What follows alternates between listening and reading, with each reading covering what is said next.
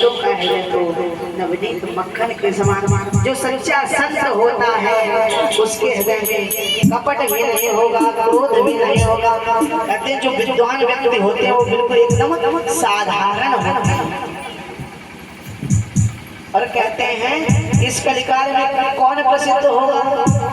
जाके नख और जटा विशाल।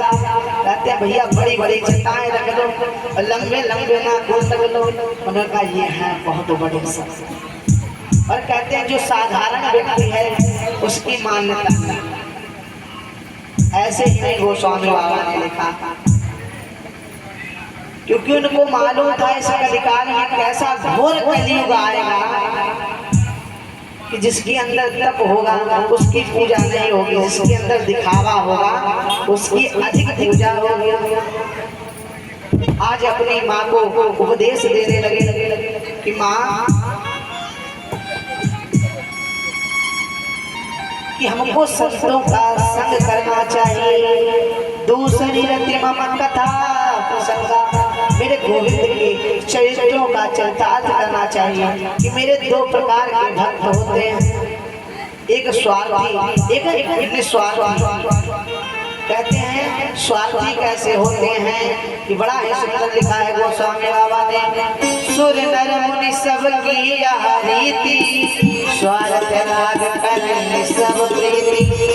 कहते हैं जब मुझसे कोई काम होगा तब मेरे दरबार में आकर के मेरा भजन करेंगे, संकीर्तन करेंगे। और एक है होता है निस्वार्थी।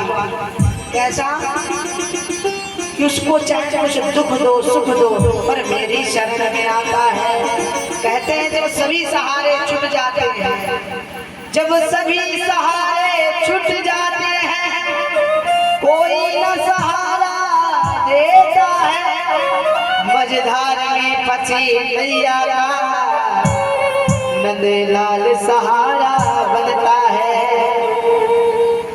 कहते हैं कि जब सभी सहारे छूट जाते हैं कोई न सहारा देता है, मझधार में फंसी नैया का नंदलाल सहारा बनता है कि मेरे गोविंद ही सहारा बनते हैं। कहते हैं भैया, कहते हैं कि हे पुत्र हमको यह बताओ कि मृत्यु के समय कैसा प्रतीत होता है। कहने लगी माँ कि करोड़ों बिच्छू एक जगह पर एक साथ डंक मारे,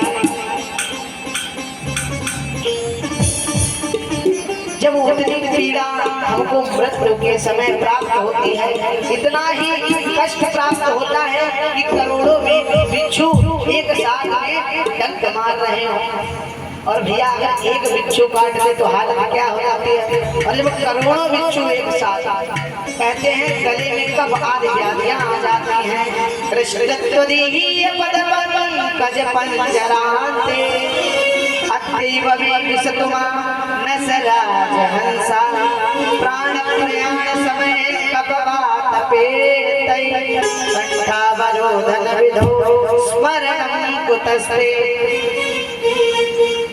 कहते हैं जब प्राण निकलते हैं, कंठगत प्राण होते हैं, कफ आदि व्याधियां, कंठ अवरुद्ध हो जाता है, किसी का सुमिरन नहीं आता। कहते हैं अगर आपने बचपन से गोविंद का नाम लिया है तो अनंत काल तक आपके गले से भगवान का नाम निकलेगा। और अगर आपने भगवान का नाम नहीं लिया तो कितना भी जब तेरा भगवान का नाम नहीं निकलने वाला। आज कहने लगी देवहूति मैया कि हे पुत्र तुमने मुझे, ये है कपिल देव और देवहूति संवाद, आज तुमने मुझे जन्म मृत्यु के बंधन से मुक्त कर दिया। कहने लगे माँ जब कोई मनुष्य पेट में जन्म लेता है तो 5 दिन में वह एक बेर की आकृति लेता है और 10वें दिन में एक लंबी सी आकृति लेता है